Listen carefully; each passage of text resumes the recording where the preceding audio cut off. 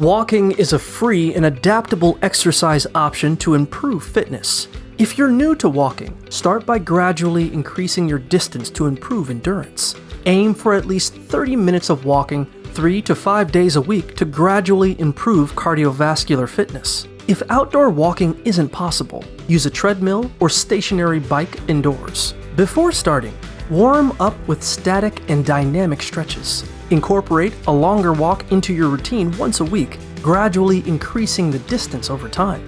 Maintain a brisk pace of about 3 miles per hour and use a step app or listen to music to help maintain the pace. Vary terrain and elevation to increase resistance and build stamina. Carrying weights while walking can also add resistance. Look for opportunities to incorporate walking into your daily routine, such as taking the stairs or walking to work.